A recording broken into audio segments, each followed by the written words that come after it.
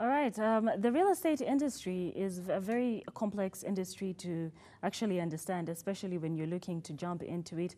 If you're not very careful, you might end up going into a loss. So it's important that you know where the industry lies in Kenya and we gauge it, just like that you can use a temperature to gauge you can use a thermometer to gauge your temperature. It's important to gauge the scenario and what is going on in this industry before you dive in. So with that, just to expound more on what the real estate is all about in our country and especially in Nairobi, we have on inset Julius Karanja, who's the director of Username Investments. A very good afternoon. Good afternoon to you, Nina. All right. Thank you very much for gracing us with your presence. Most welcome. All right. Now, kindly, let's start off by you giving us an overview of how the real estate industry is and how the sector is working, especially how is it contributing to the country's GDP? Thank you, Nina. I'll start by introducing myself. My name is Julius Karanja from Username, as you have said. The real estate sector contributes a lot to the GDP of this country. It's one of the drivers of the economy.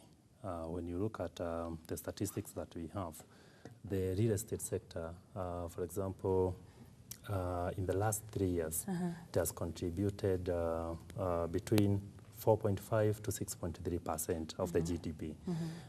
You understand that it's a sector that is affected by many factors, and one of the biggest that affects the real estate sector is political stability. If the country is stable, then the contribution is good enough. But if there is instability, that is when maybe it doesn't contribute a lot. Yes. Okay, and we shall be talking about more of those obstacles that the real estate sector is facing. But before we get there, what makes the real estate investment a unique investment opportunity? What would you advise any investor not to go to either manufacturing or even dive into the tourism sector? Why the real estate sector? What's so unique about the real estate sector? Thank you, Dina. There are several things about investment because different people can invest in different sectors of the economy. But what makes the real estate sector to be quite unique, one of the things that I can talk about is the returns. If you compare the returns that you get when you invest in real estate and you compare it with other sectors, you see there is a very big difference. Statistics show that the returns for real estate sector range between 20 to 25%. For other sectors, let's say unit trust, stocks, and other things, maybe you range between 10 to 13%. So in terms of returns, you get higher returns. That is one. The other thing about real estate, when we talk about property, especially if you own a piece of property somewhere and you have documents to show ownership, that's a title deed, you can use that one as a collateral somewhere. That is quite unique because if you want, maybe if you're in business, if you're a student, you want to further your studies, you can use that collateral to acquire something different, a loan from a bank or something else. So those are two things that makes it quite unique. All right. And you started off by giving us the different obstacles that the real estate sector faces, and you already mentioned the fact that if there is political instability in a country, of course, that will definitely affect the real estate sector. Now, what other obstacles do you face, or one is expected to face, or rather to expect when when it comes to real estate? All right.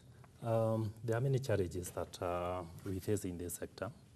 And one of the things, I can say it is an inside thing within the sector, because you find some vendors out there in the market, they might fail to deliver the promise they promise their customers, such that if I'm a vendor in the real estate sector, I'm supposed to give you a property, you buy from me, and then I'm supposed to give you a title, that process, everything. Then you find some vendors might fail to deliver that, and that makes the public or the masses out there to even lack trust to invest in real estate. So that is one thing that has been a main challenge, which we say it's an inside thing, and we are trying as our alphabet as Username, what we are trying to do, one, we keep our promises. And by this, just to cut you short, sorry, Juliet, but by this, you're saying some people are making it very hard for investors to trust them. By this, are we also looking at agencies?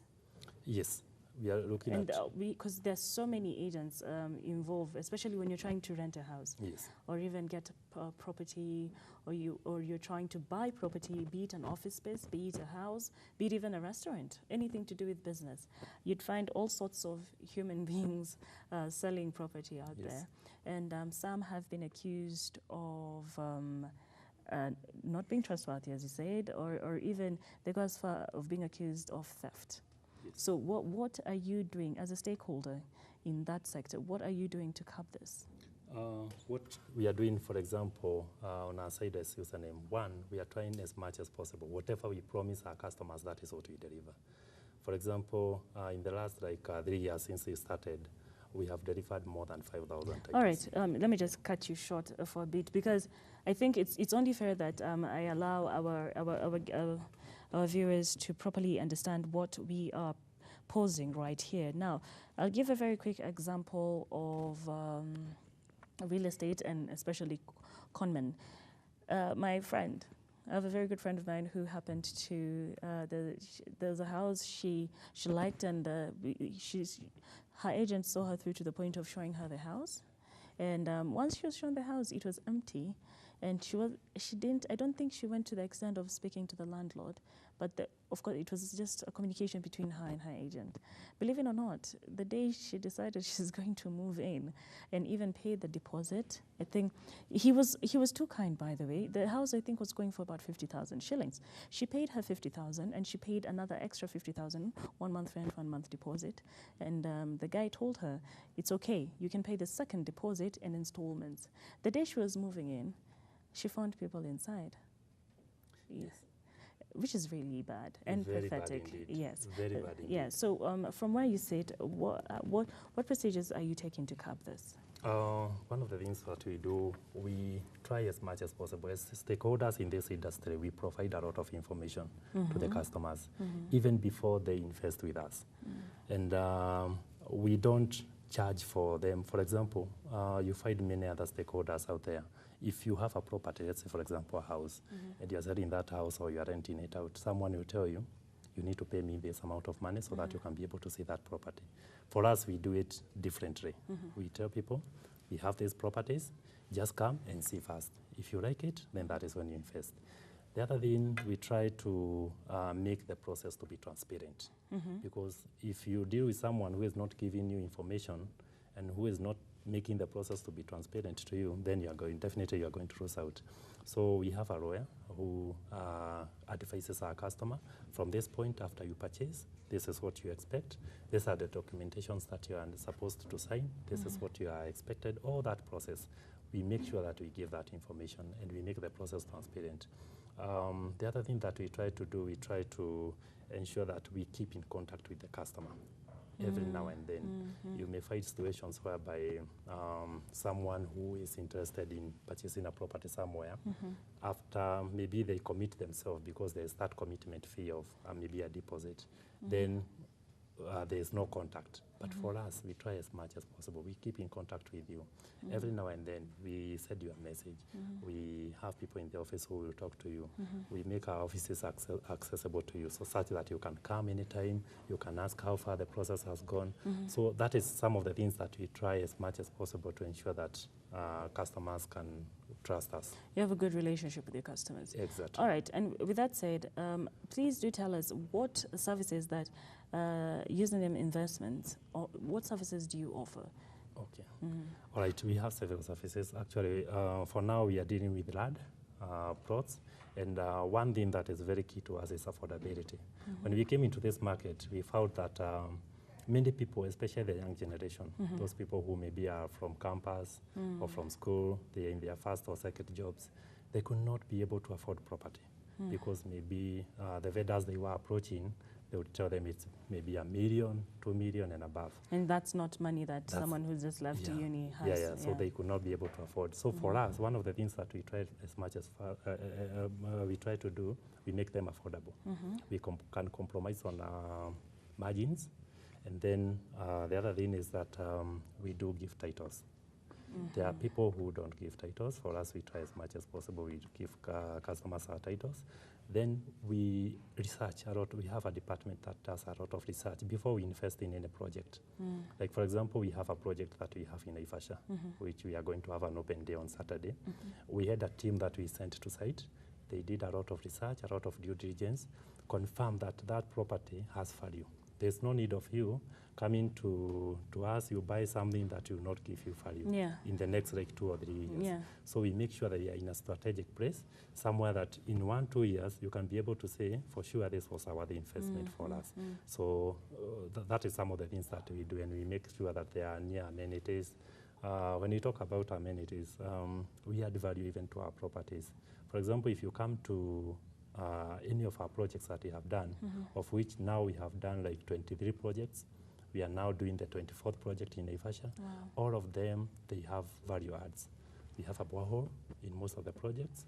We have access roads graded. We have a perimeter fence, and we have even put a gate. So we add value to that, so such that a customer can see value in the money that they invest with us. All right. Yes. All right, and which is very interesting. Research is always key to success. But very quickly, Julius, if you were to advise a landowner, or someone who aspires to buy land, or even renting, or anything to do with property, even an office space, what are the key things that you would advise they take a look at before pouring their money into any venture? Thank you, Nina, for that question. The first thing is about due diligence. Most people, especially if you hear stories of those people who have been conned before, are people who just went to the market, they invested without doing any due diligence. So the first thing that I would advise people to do a lot of due diligence. Check. These vendors who are selling to me, are they genuine people? Where are they getting their property? Is it something that can be trusted? Have they been proved? Just go check whether they have an office. Check whether maybe they have a lawyer. If they have a lawyer, contact their lawyer so that you can be able to get more information. Then check whether they have a website, as in make sure that this company is not briefcase. That is the first thing. The second thing that you need to do, especially when talking about land investment, engage professionals. Don't just do it if you don't have that expertise. And when I'm talking about professionals, I'm talking people like lawyers. The company that you are buying from might be having a lawyer, but maybe you see they are on one side. So you need to come with your own lawyer, or maybe you seek advice from your own lawyer so that they can be able to guide you. There's a saying that goes that land is not like a bread. You don't just go buy and then you go. There's like a process. There's a process that is supposed to be followed. So that process is what needs to be done. You need to be advised. This is what you need. After this step, this is what else that you need. So a lot of due diligence. That is what I can advise our customers. Let me mention a second thing. If you're buying land or any property, even if it's a house, you need to go and see it first. Don't just buy on paper. Just go, see where the land is, just see whether it is demarcated. As in, there are people who will tell you, I bought some piece of land like 5 or 10 years ago, and I cannot tell you where it is, because maybe they did not go to site. For us, we provide site visits every Wednesday and Saturday, free of charge, so that at least our customers that we have can be able to go and see what they are buying. It is my responsibility as a company to ensure that the customer knows what they are buying. If they don't have that information, that customer can come back and say, no, I didn't know about this product. Okay, now that you've touched on company responsibility to your customers, what advice or what assurance can you give customers, any new customers that we get that have already lost hope, especially after bumping into conment? What assurance would you give such customers for you to work with them? Okay, all right. Username is a tradition of trust. What that means is that we create trust with the customers first. There are those customers who have been conned. They should not lose hope, because not everyone is a con man out there. They should just come, trust us, and then walk with us, because there's a journey that has to be walked. For us, customer experience is a journey, so we walk with the customer along the journey.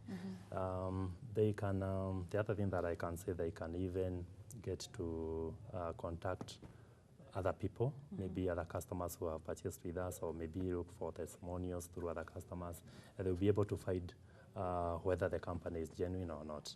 But for us, we are tradition of trust, and that is what we look for. All right. Yes. And in the president's, we're almost shutting down, worry not. Okay. In the president's Big Four agenda, one of his big agendas was affordable housing. Yes. What's your take on that? And do you think that this is achievable?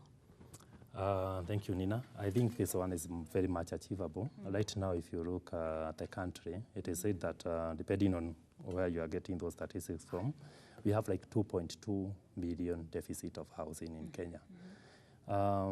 If you look at the rate of urbanization, those people who are moving from the rural areas to the urban centers, around 500,000 people come to the urban centers. Those people require housing. And for those people to acquire housing, they need affordable housing. The government is doing good because between now and 2022, according to the government agenda, they are saying they are going to do 500,000. Yeah. Those are the affordable houses that they are going to do.